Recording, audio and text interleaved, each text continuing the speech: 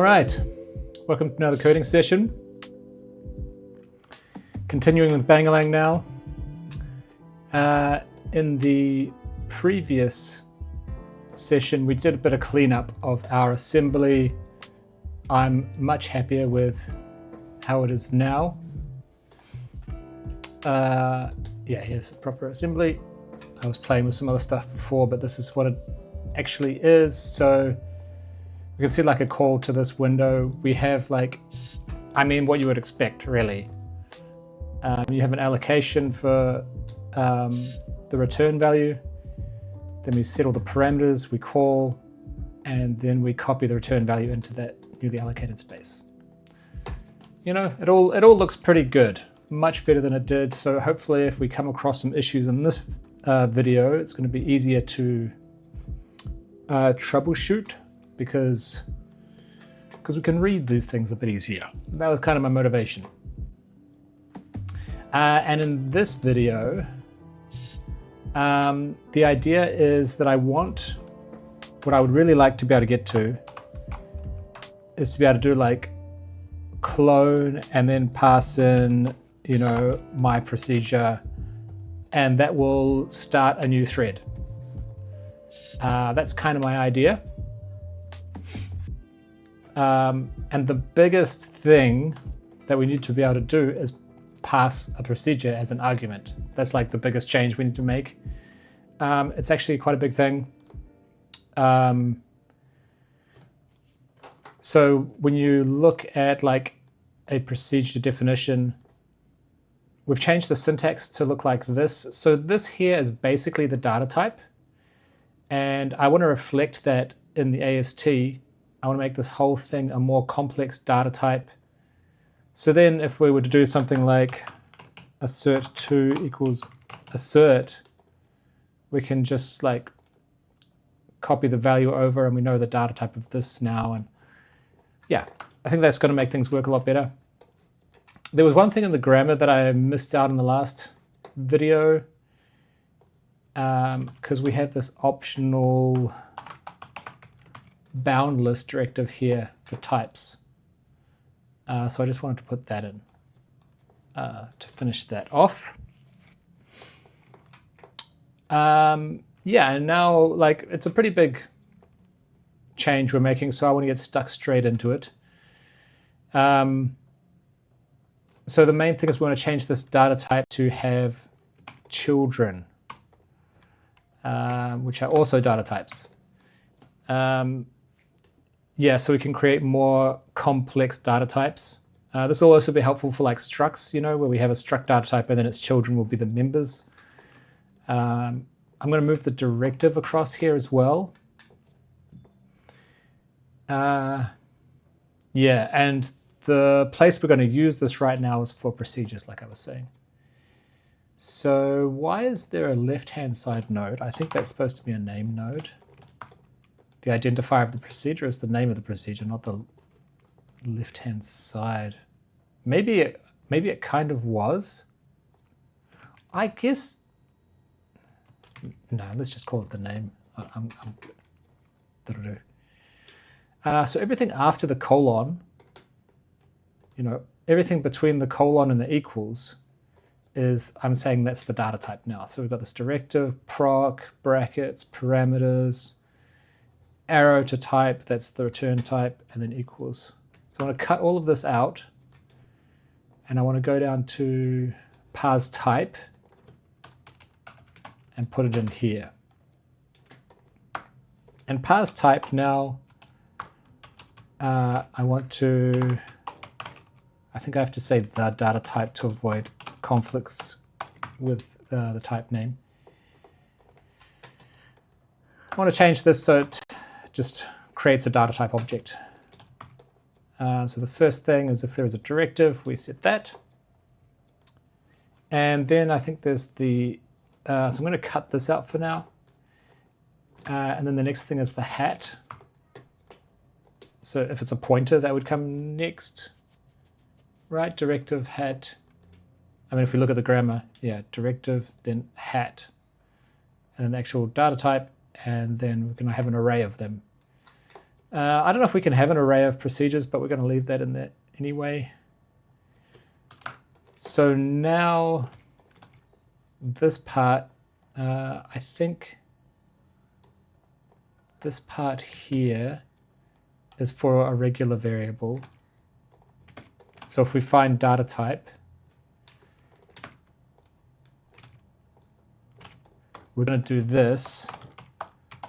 Otherwise, then it must be a procedure. We must be found the proc keyword, which means we need to do all this. And then we have the length stuff. I'm just going to set this to 1 now. I'm not going to have the boundless thing have a length of 0. Now that we have better data types, we can just make it so that we can just check the directive, right? We can check the boundless directive. We had issues with that before, but that should be solved with this. Okay. So when we come down to, I guess the opening bracket is the start of the parameters. Once we find a proc, I guess that means that the name of the type is procedure. And then once we get into the brackets, that means we're looking at parameters. So I'm going to make a params data type node.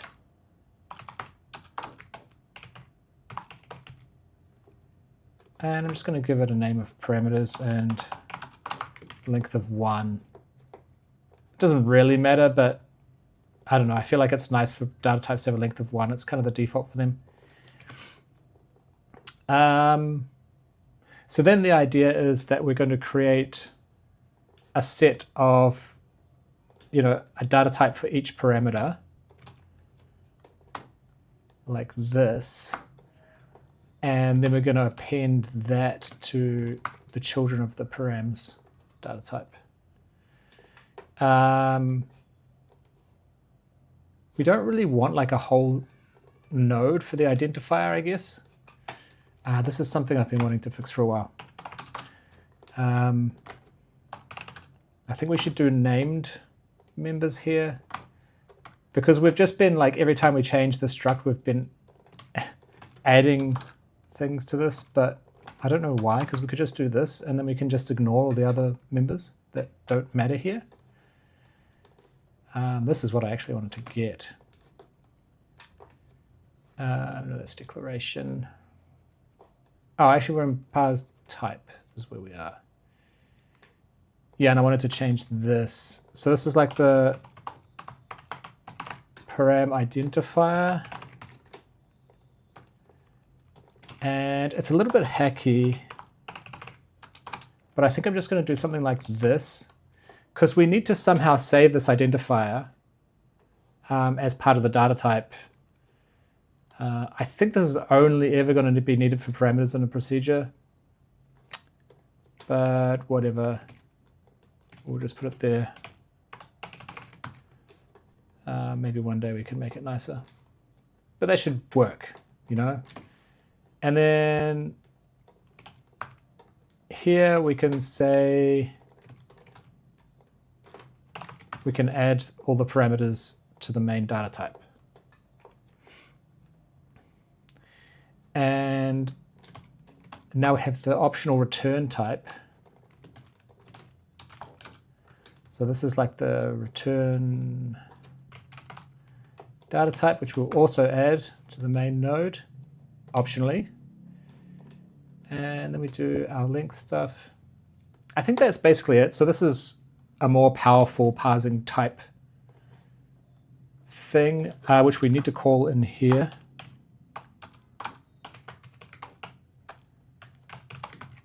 Like so.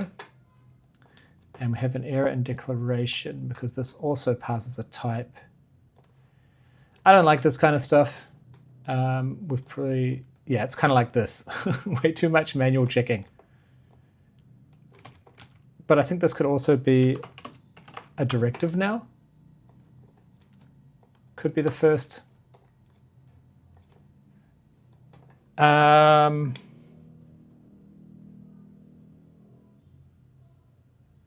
Yeah. So that's what the data type is. The declaration data type, left-hand side data type. Yeah, left-hand side data type. Okay. I think that's parsing sorted. So let's go to type checking.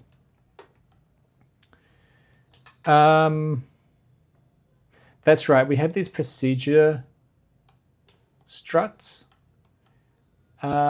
which was kind of like a way of doing what we've just done. You know, it's storing all these different data types in directive, but that's what the data type itself does now. So let's just do that.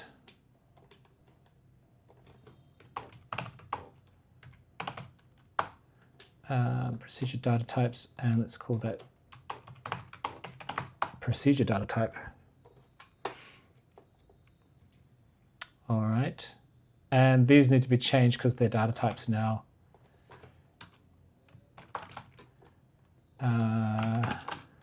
Name equals procedure, length equals 1.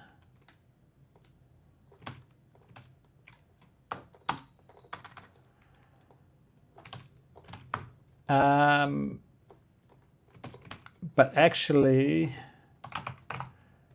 we need to add to the children of the procedure the parameters node, and then it's like the child of the child is the actual parameter. I think that's it. So now we need to do the same thing for print B.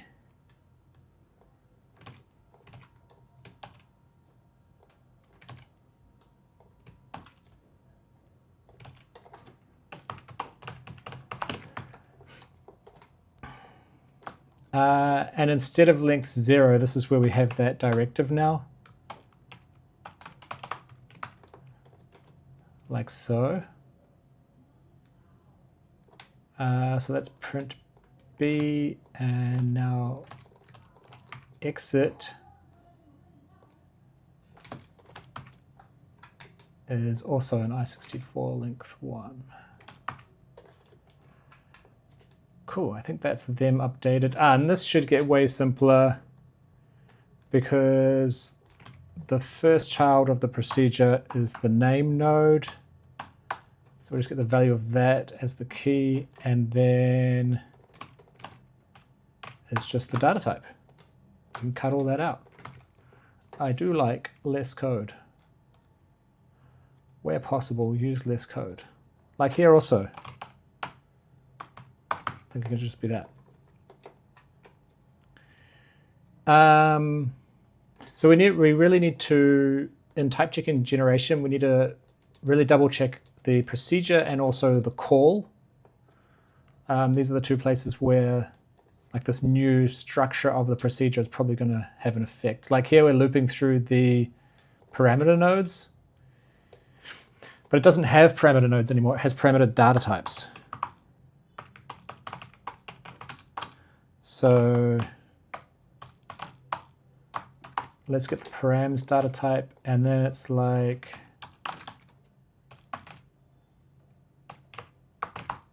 we go through a loop of its children to get each param data type. And this is where we need to use that identifier.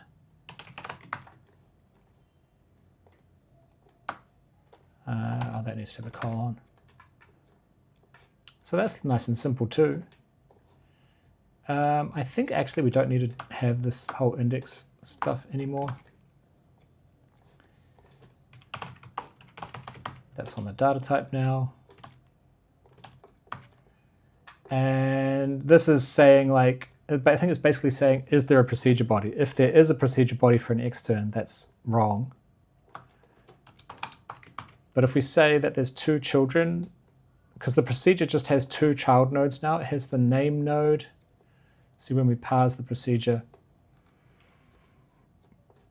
we add this name node, and then we also optionally add the statement node. So there's either 1 or 2 nodes. So if there's 2 nodes, that means that there is a body. And if there's 1 node, that means there isn't a body. And for non-extern, there needs to be a body, so that's an error. And then again, I think we're just checking to make sure that there is a body. And if there is, then it's that node, and we type check it. So I think that's type checking done there. We've got some errors too. Ah, yes, of course.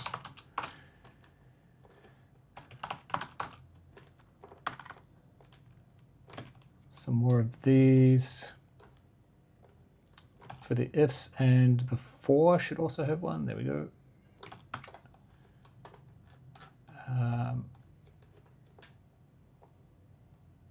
Okay, for the return, we need to get the return data type of the procedure. So maybe we'll just make sure that it exists first. That's probably a good step. So what is it? We just said it's like the length, if the length of the children is 1, that means that it doesn't exist. There's no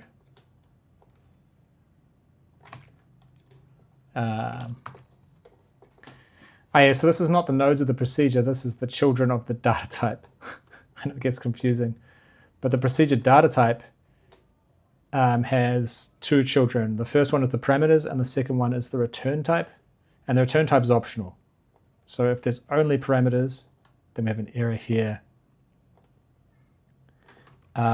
Procedure has no return type. I don't think we can get at the procedure name here. I don't think we have that context. So let's just not right now. And then so the second child is the return type. Okay, that's got that solved. That's in the wrong place.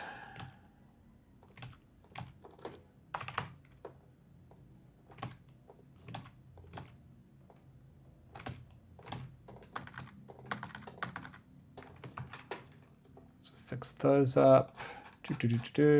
And we have some more.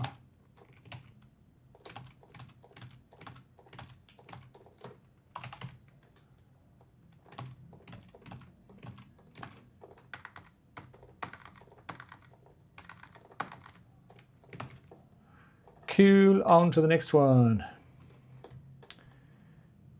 Okay, so this is like the procedure data type now. And then we can also get that params data type again, which is the first child.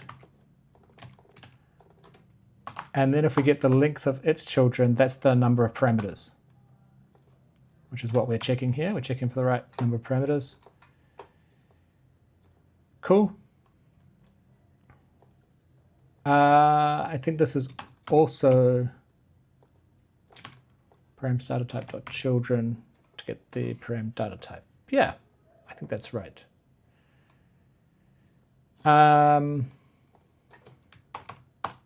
And here we're copying the data type information, but I want to differentiate between a call and a procedure. So I'm going to change the name to call. But it'll have the same structure, it'll have all the parameters and the return type and everything. Just it'll have the name call instead. Oh, this type checking is, this was like the boundless. And now we use the directive. So if it, we only do bounds checking if it's not boundless. Yeah. Okay. I think I'm pretty happy with that. Let's go to generation. Okay.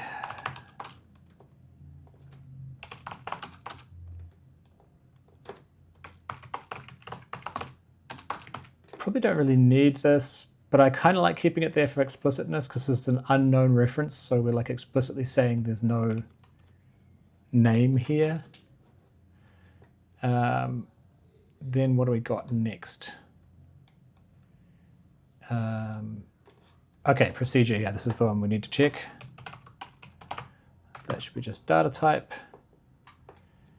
So here we're looping through the parameters backwards. We're going backwards. So let's replicate that.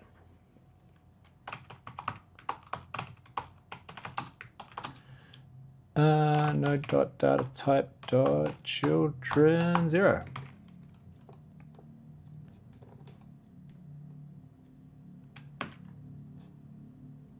So params data type param index.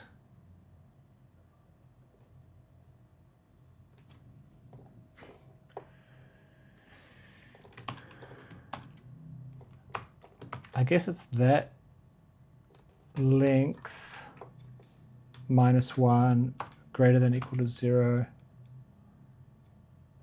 That should be right, I think. So let's call that a param data type.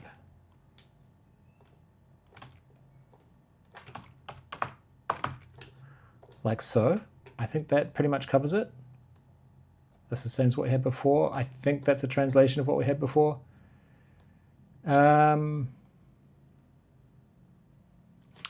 And I think we can just say 1 here, because now we know that the procedure just has a name node and optionally one of these. But we know at this stage that it will have this because we've already made sure that it's not extern. So I think that's it. It's not too complicated, actually. It's gone through a lot of work this recently, but I think it's looking pretty good. Now we're at the call. That's the other place I wanted to make sure to look at. This is something we need to be careful of, because this is where we had the return data type before, but now we have it in a specific place. So let's extract this again. We seem to like doing that everywhere. And while we're at it, let's also get the return data type. So I guess we want to check the length of the children. And if there are 2, we get the second one. Otherwise, we just return an empty object, I guess. It means there's no return data type. So we put that in there. And if this is an empty object, it'll have a length of 0. So this should evaluate to 0. And I think we can just put this here and not have the condition. I think it's going to be fine. This is not going to work anymore. Instead, we want to loop through these.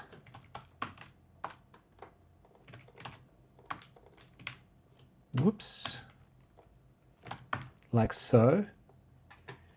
And I also had an idea that, let's fix this.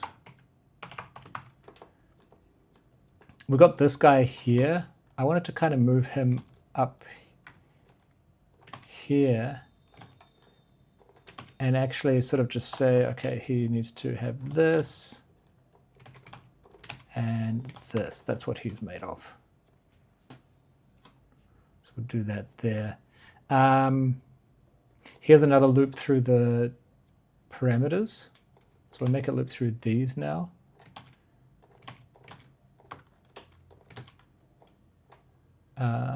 Here's the data type. So for a call, it does still have parameter nodes. The parameter node is, I guess it's the parameter index plus 1, because the first node is the name node, and after that are the parameters, so we have to add 1 to the index. Is that all right? Yeah, it seems happy. This also, we need to do, I think, the same thing. Do we also need the node here? Yeah, we have the node here and the data type here. And this should be the return only call stack size. This procedure, I think, makes more sense to me now. I'm happy about this. I'm happier about this than I used to be. It used to feel way too complicated. So this is the return data type. We're saying if there's no return data type, then there's nothing to return. Otherwise, if there's an extern, this needs to be the return data type. I think that's it. I think that should be happy. And then we have an error down here, which is just, again, oops. That way you need to check the data type. Okay, is there anything else? Probably lots else. Let's try and run it and see what happens. Incompatible types call number. Okay, so this is when we're doing type coercion. So like here, when we're coercing types. So like this is line 217. It's probably in tests. Yeah, here, we're right here already. So yeah, there's a call on the left and a number on the right. And it's like, I don't know what to do, which makes sense. It shouldn't be able to coerce that. But for calls, when we're doing this type coercion, what we really want to say is, what's the return type of this, right? That's what we want to compare against this type. Not the fact that it's a call, but just the return type, because that's what, once this evaluates, that's what we're going to be left with. So I think we need to be able to do that. I'm going to make another, I'm going to call it resolve data type. I get a little bit confused now because the syntaxes between Odin and my language, the syntaxes are not that different. So sometimes I end up doing like the wrong thing.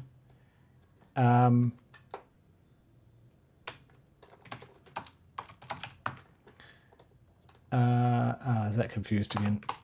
Let's do that. So if the data type, if it's a call and there's a return type, the second child is the return type, then let's return that. Return the second child. Otherwise, let's just return the data type. And then we go back to type coercion here. I want to like resolve these two and then use the resolved types in the coercion.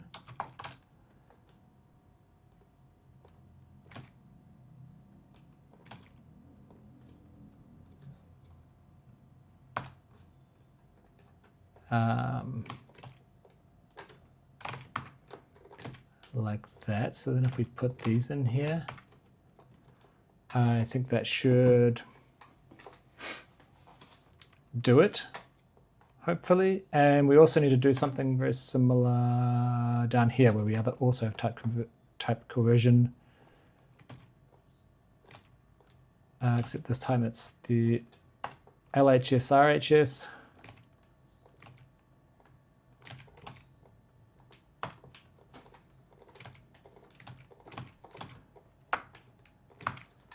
Like so. So that should improve type coercion. Now we get an error. What is this error? Well, it's not going into any of these cases. It's not detecting that it's one of these things. And it's checking the operand data type to know what to go into. And that's call. So I think we just need to resolve this too. Do we need to resolve this one? No, I think the operand I mean, the operator node, I think, will always have a correct data type. It's just operands that could be a call. Let's just run that. Okay, we're just getting error after error, but hopefully we get to the end of the errors. I think this is because we changed the way we did boundless. I kind of want to change the data type name code so that if there's a directive, we add it to the name.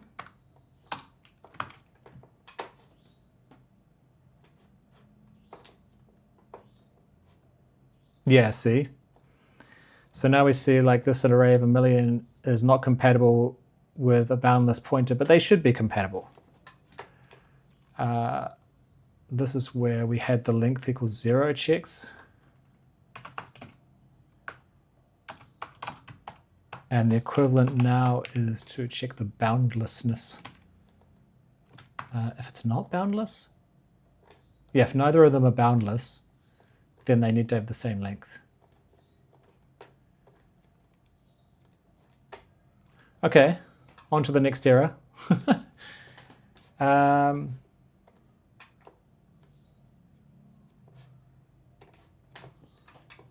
So the node data type does not have any children.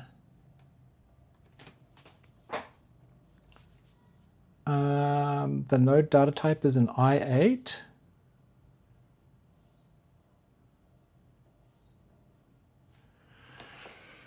Okay. So it's part of a declaration. The left-hand side is, okay, so it's this declaration here. Left-hand side is window. GLFW create window. So this is the call, GLFW create window. And we're generating that. But this GLFW create window, it seems it has the wrong data type.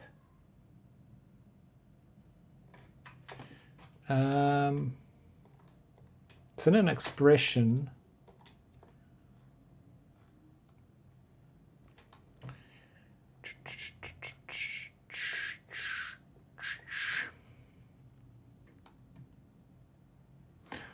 Okay, I think I have an idea. I think it might be because this data type, you know, it's the resolved data type. So it's the return data type, which I guess is I8. Pointed to I8. Yeah, so I think it was helpful for the coercion, but now we're like saying you're pointed to an I8 now. That's your fate. This internally only does it for number, so I feel like we could just do this, right?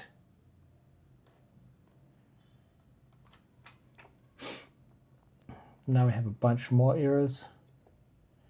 There's another place where we do this. See this data type here. Yeah, see, we could do the same thing could happen here. This data type could be something, and then it's like saying, okay, the left-hand side and the right-hand side are now that. So I think I'm again just going to like do this. For the operator node, it's fine. But when we branch down the expression, we need to make sure we don't clobber any calls and replace them with the return type of the call.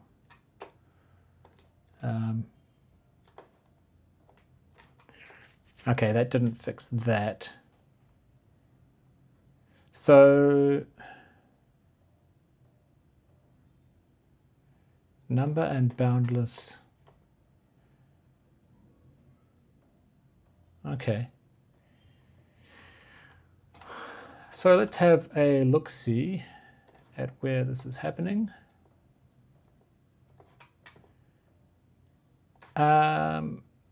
It's in the top level of the expression. It's an assignment. Left-hand side has a data type of call.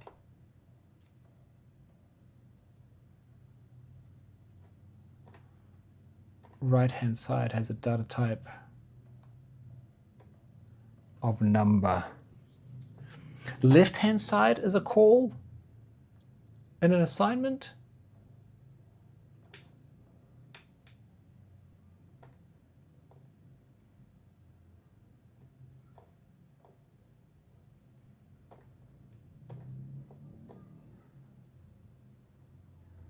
It thinks this is a call.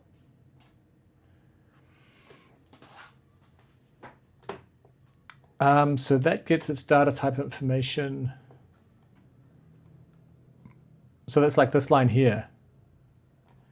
And this guy gets its data type information here, and it gets the data type from here. This is a declaration. So let's have a look at our, I think we can take these away now. Let's have a look at our declaration. Yeah, this is it here, where the left-hand side takes the data type from the right-hand side. But the right-hand side is a call. It is a call. It's this call. So do we want to resolve this as well? Yeah, I think we want to resolve that.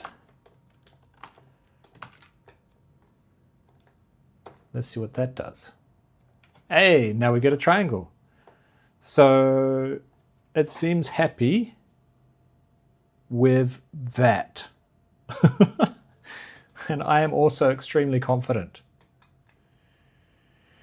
Okay, I sped through that. I had kind of prepared for that, so hopefully it wasn't too fast, but I feel like it was kind of it's just like a refactor, you know? But now we have like this, the one other thing that I had thought of, because we have this more elaborate data type now. When we are doing our coerce type, I want to, because we have the data type is like a tree now, I want to also make sure that all the child nodes recursively can coerce properly. And while we're at it, something I had thought about here is we only ever have 2 of these. So I kind of want to just do this. I think this is going to be simpler.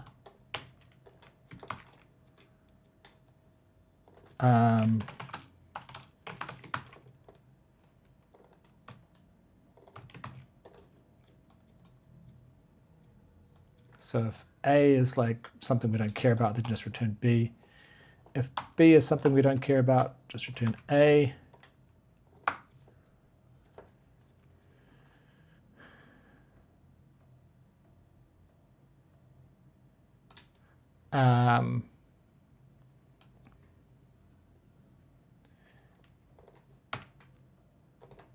A, B, A, B.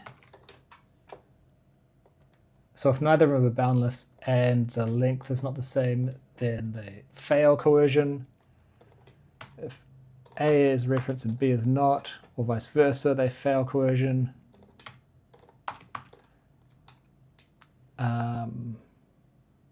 If the names are different, it is okay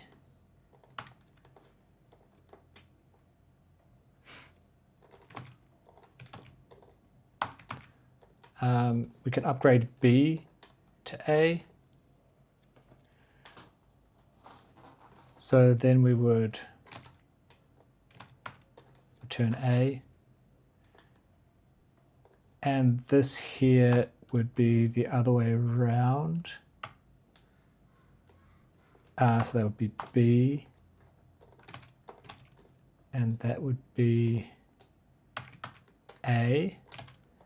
So if A is a number, but B is a proper numerical data type, then we choose B. And if the names are different, but it's not one of these 2 things, then it fails type coercion.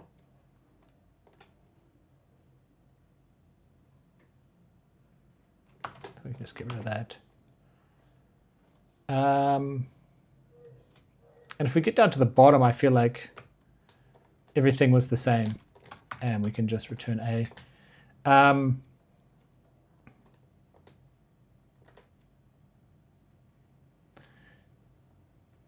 So I think before we get to here, because here we have a chance that we might just like return true.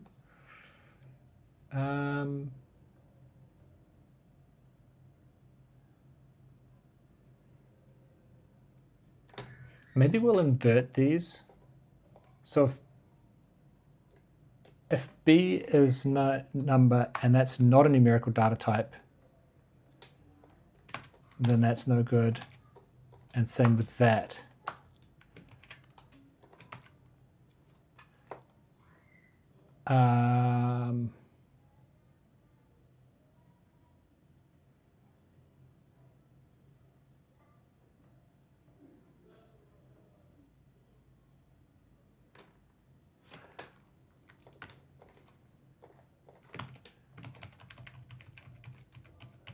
What I want to try and figure out here is I want to be able to, like, we can't just return true because, like I said, I want to go through all the children.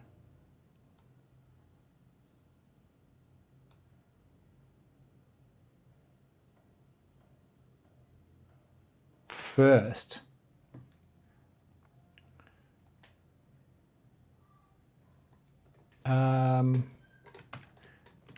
Yeah, so maybe we can take this out like that, and then invert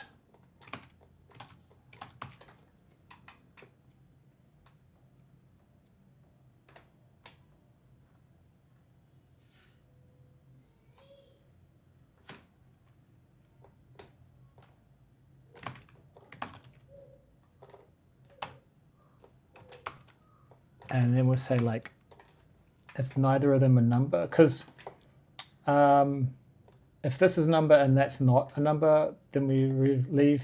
If that's a number and that's not a number, then we leave. But now we know that if either of them are a number, it must mean that the other one was something valid. So if neither of those are the case, but the name is different, then we fail. So we've had a bunch of, these are like early outs. We don't need to do any more checking with these. We don't need to recurse. These are all returning false. So then down here, I think is where I want to recurse.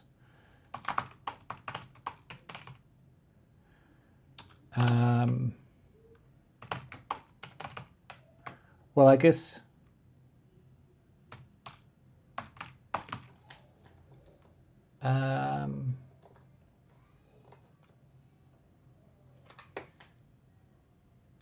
guess another thing we want to check is the length of the children.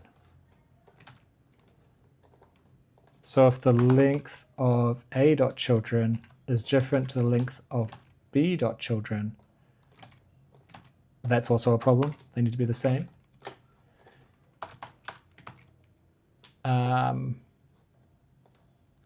So now I think we can just do like child index is 0. Child index is less than this length. And child index plus equals 1.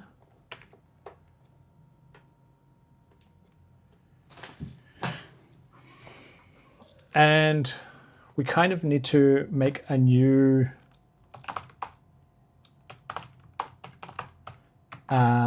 list, because they might coerce to something different.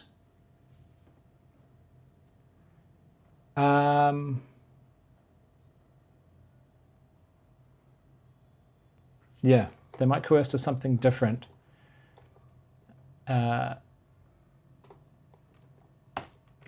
So we need to kind of like go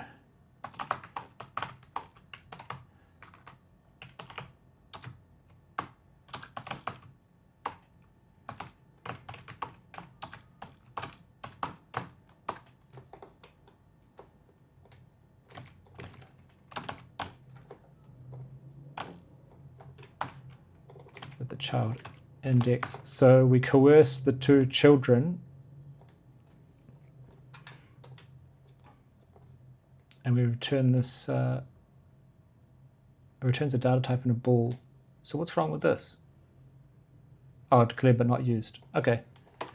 So then we say if the child coercion failed, that's also a failure.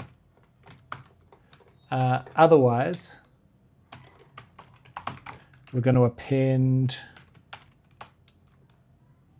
to the child data types, this new child data type. And then we're going to return, I guess we're going to say a.children equals child data types.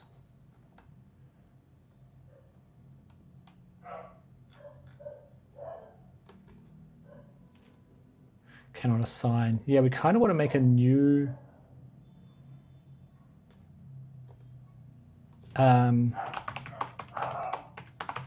final data type.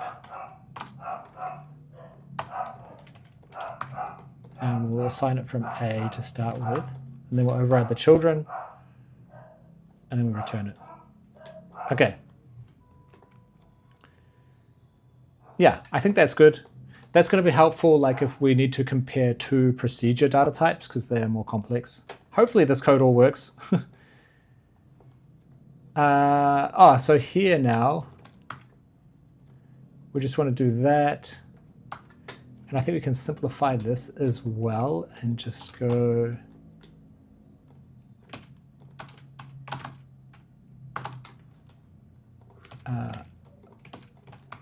like this.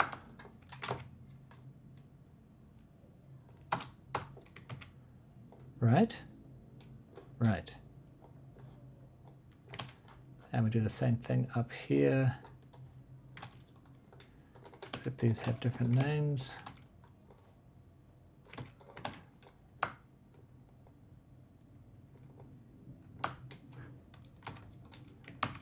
Like so. Okay. Hopefully that still works. No, it does not. Unsupported operation size. That's a new one.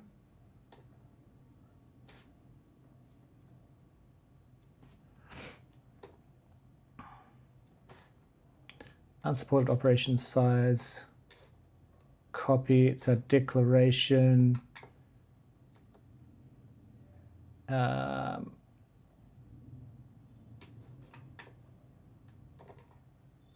So the right-hand side node data type is number.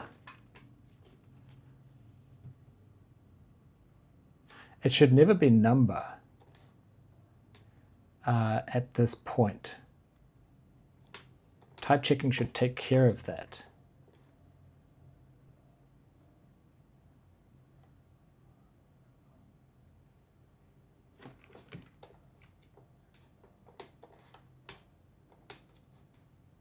Why did that fail? I feel like that started failing after I messed with the stuff I was just messing with.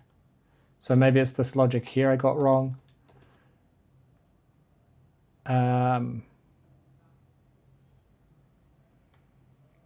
Oh, right, because depending on this, we need to choose, right? We need to choose the right one.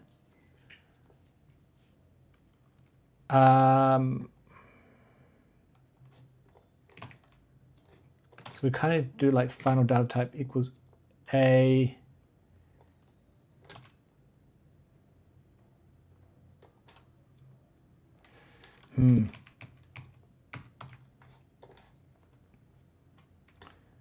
So I guess if A equals number, then we go B, otherwise we go A. They can't both be number. Is that right? There we go. Okay, we've got a triangle again. Whew. All right.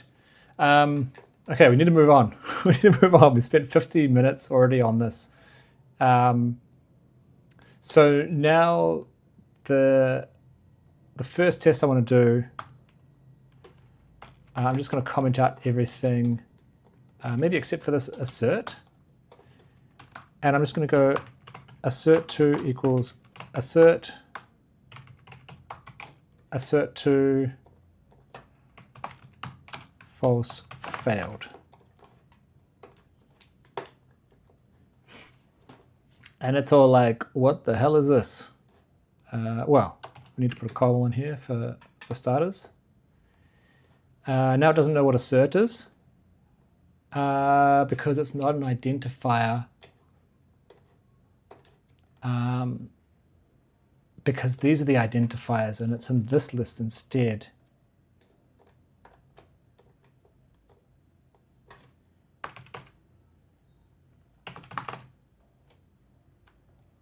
So I think we need to merge them.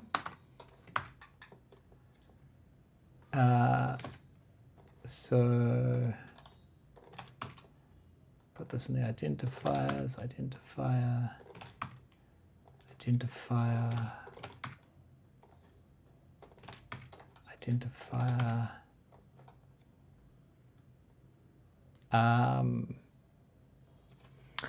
This gets a little more complicated.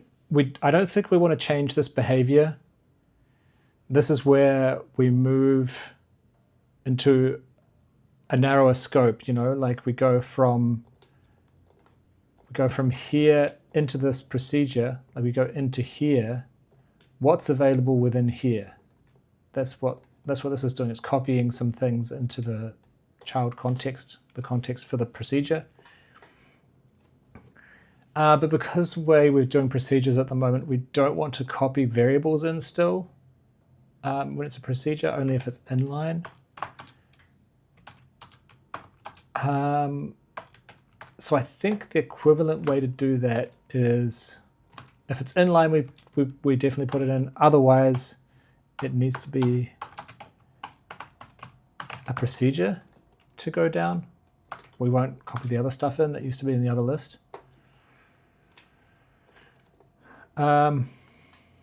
Okay, symbol assert2 not found. This is kind of what I was expecting. Because now we're saying, okay, this is is the same as this, so call it. But our call code is now looking for this symbol in the assembly, but it doesn't exist.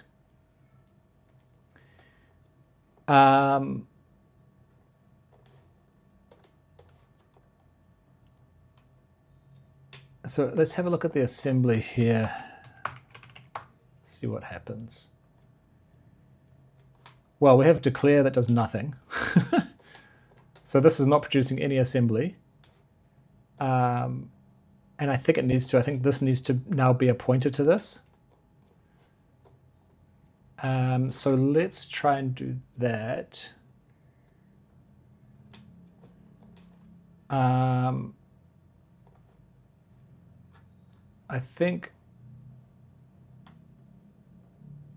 think we're dealing with an identifier, right?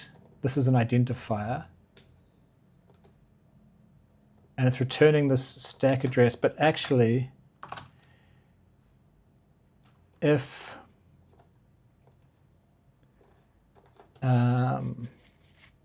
it's a procedure,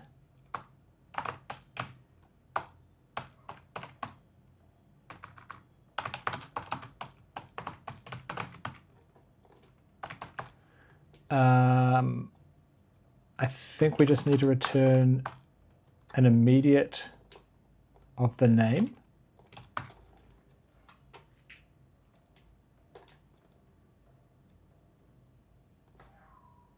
Now we get an error on supported operations size.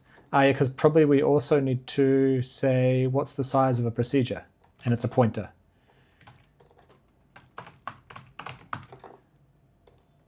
Is that probably it? Okay, now we're back to that same. So now we have declaration code. It's allocating 8 bytes for a pointer, and it's copying, like this is a pointer to that procedure in there, so I think that's good. But this is still wrong.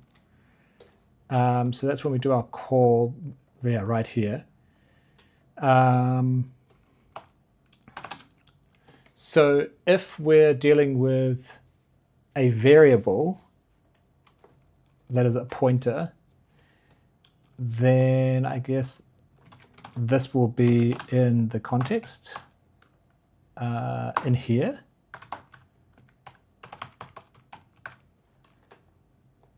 And in that case, this variable will be holding an address that we want to use. Yeah, like this.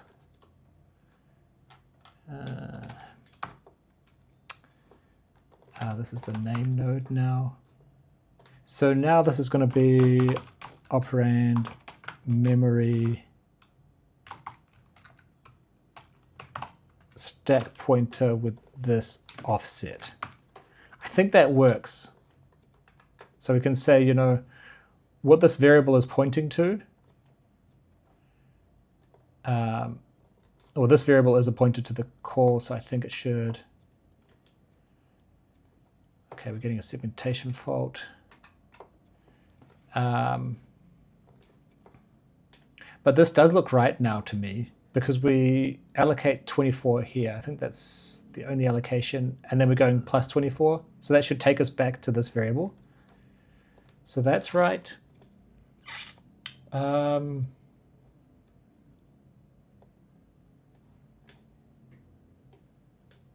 I'm actually not sure about that. Like, why is this plus 16 and plus 17?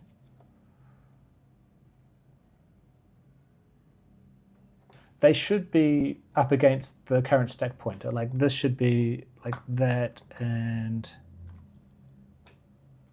like that, I think.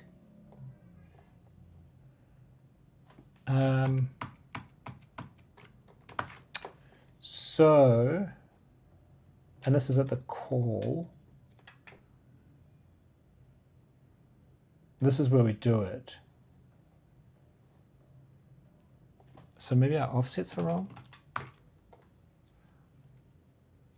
Hey.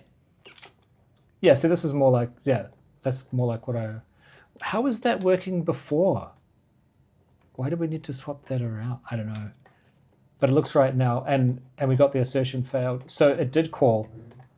The call worked. So that's pretty awesome, actually. So now I want to try something more elaborate. And I want to say assert to is a proc that takes an asserter, which is a proc, and it also takes these two arguments. And it calls the asserter with these two arguments. So the first parameter is this procedure. So now we should be able to pass assert in as the first parameter, and that should work. That works. We do get exit code 1. Oh, that's because the assert does exit code 1. Awesome. Pretty happy with that. So we can pass procedures around now. Now the last step is I want to try and create a thread.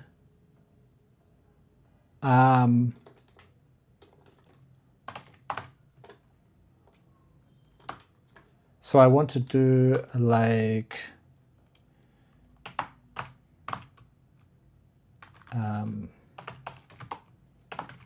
hello thread, which is a procedure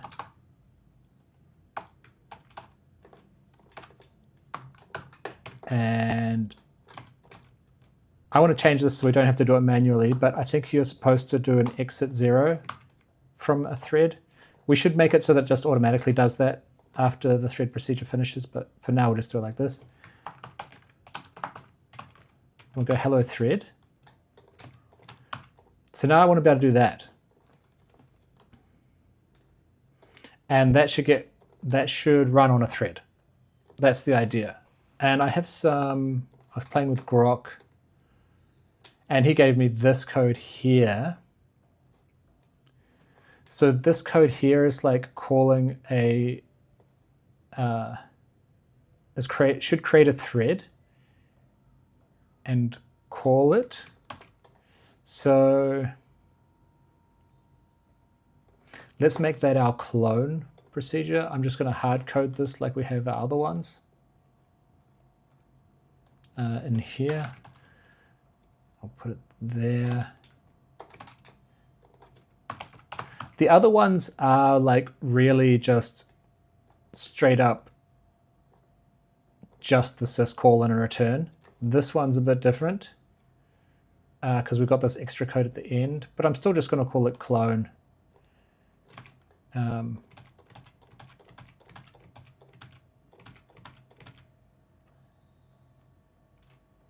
If negative error occurred, not handled for brevity. Okay, we'll just skip that for now because we're lazy.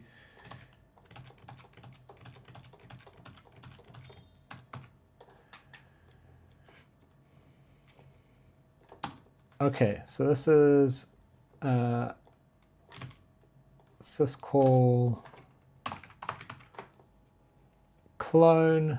This is arg1 flags, and I guess we're passing in these flags. I don't really know about these flags yet. I should probably learn about them.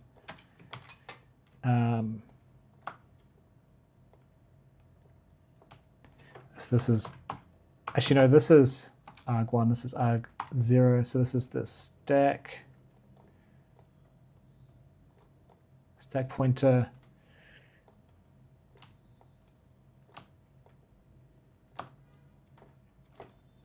I know XOR is supposed to be better, I know, but I like clarity and I feel like those are clearer. Call the kernel. So I guess this is 2, 3, 4. And I don't really know what these are. I'm just going to leave these labels. But for consistency, I will make it lowercase. So now we compare racks with 0.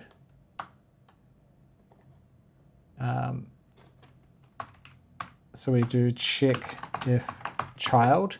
So what happens is this syscall will create a new thread, and the new thread and the old thread both continue from here. But the difference is that in the child thread, the racks, which is the return value of the syscall, will be 0. So that's why we check if child.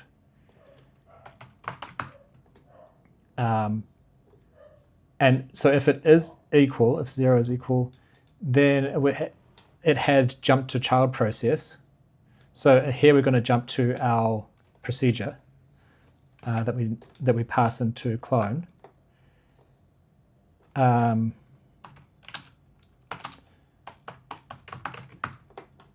So it will be RSP plus 8 because that's the first parameter. Yeah, just like here. Otherwise, that means we're the parent, and then I'm just going to do a return in that case.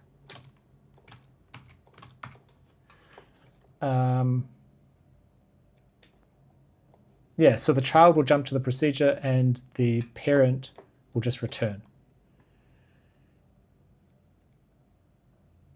Okay, so in type checking, we need to create this clone.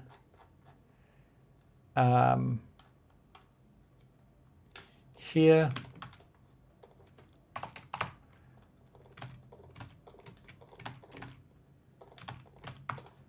It takes one parameter, but that parameter is a procedure. So it's going to be complex. So it's also going to have parameters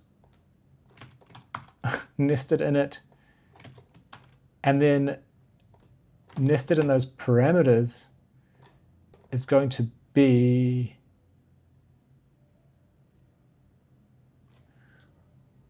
no, that procedure doesn't have any parameters. It has one parameter, which is a procedure with no parameters. But even if there's no parameters, there's always a parameter node.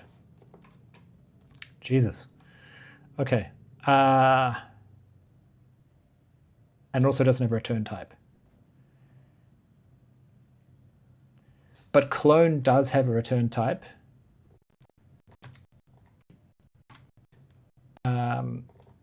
It has a return type of, it's the only one that does have a return type. It has a return type of, I'm just going to say I64, and that'll be the process ID of the child. Okay. So now we have clone, that should work. The one other thing that's in here that I want to implement is a wait. See, this here waits for the child. This is a wait for syscall. I think we need to do that as well.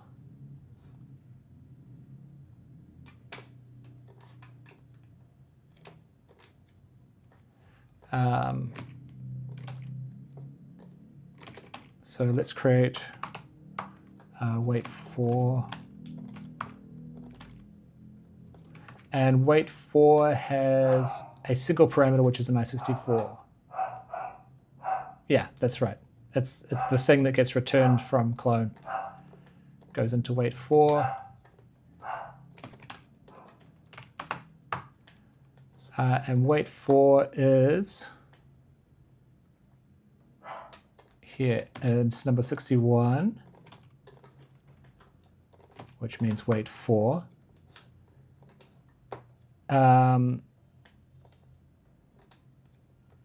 The child PID is there, and then we have some zeros.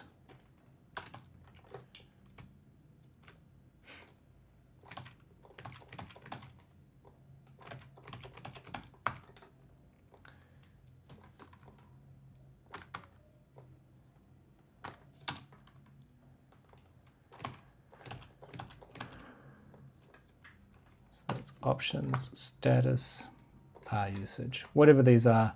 1, 2, 3, and again, for clarity, I'm going to make these set to 0 like that. So RDI now has the child PID, which I guess that should be right, hopefully.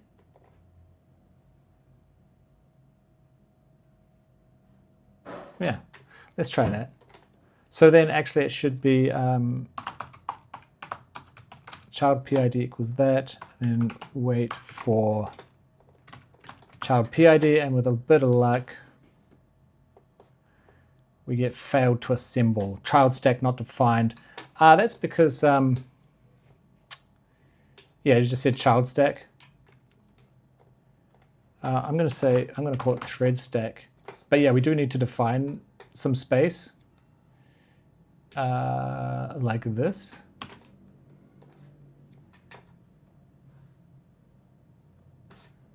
I think it's in the BSS. Yeah, BSS section. So this is going to be like, yeah, we have the data section. Let's put the BSS section above that. The BSS section is, it's kind of like a data section, but it's uninitialized. So we're just saying, hey, I just want this many bytes. I don't care what's in it. Just give me them bytes. And we're putting, I'm not going to bother a comment. We're putting, we're reserving 4096. And then we have to put plus 4096 because we need to go to the top of that amount of memory because that's how stacks work. Invalid combination of opcode and operands.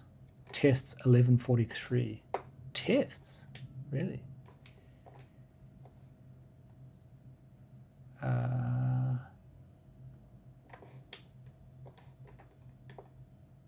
I can't jump to...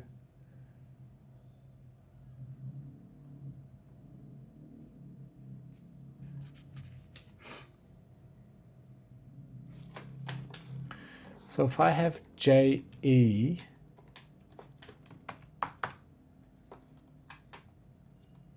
jump if condition,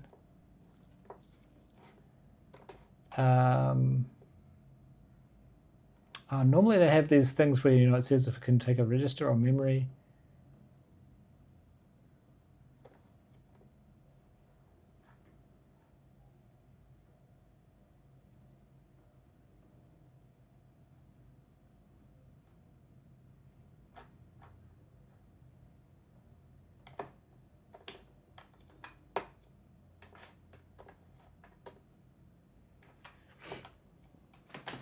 So, okay.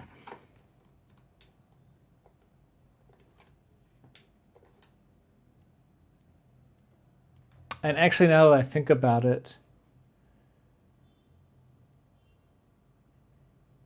that's probably not going to work because, yeah, I think we need to copy this into a register, because when we get to the child process, we have a new stack, right? So anything that was in the stack before is like not helpful. So maybe the first thing we need to do is move this into a register. I'm going to say RBX because it's not used anywhere in here.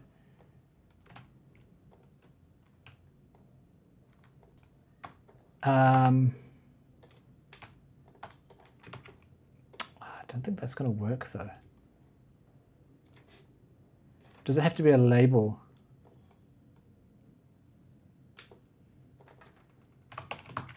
Can I do call?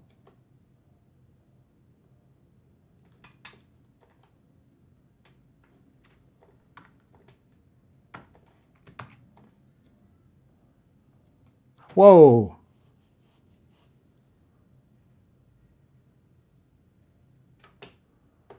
But JERBX does not work. No, but I can call it.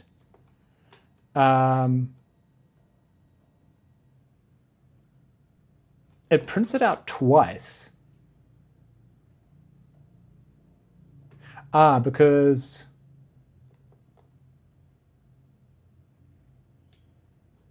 this is not conditional. The JE was conditional.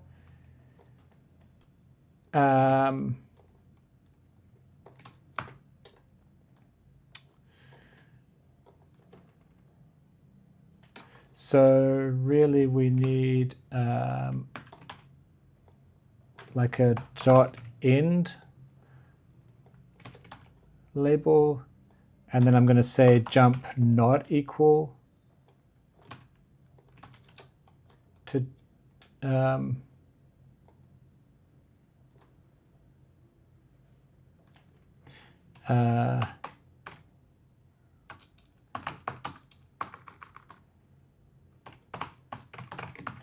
so skip procedure. I think that should work.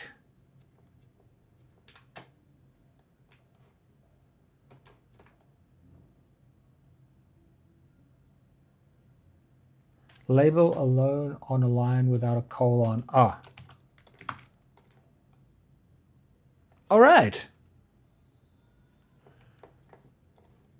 Yeah, it was printing out twice before because this was not conditional, so both the child and the parent were falling through there.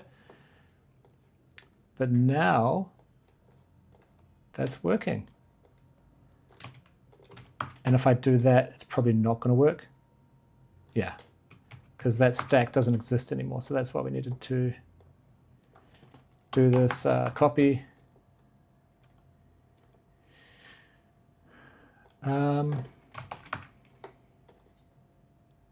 Cool.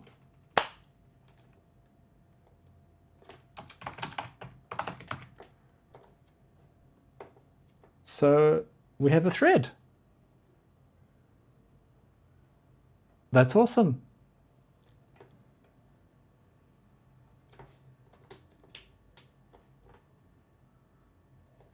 Nice. I'm pretty happy. I'm pretty happy with that.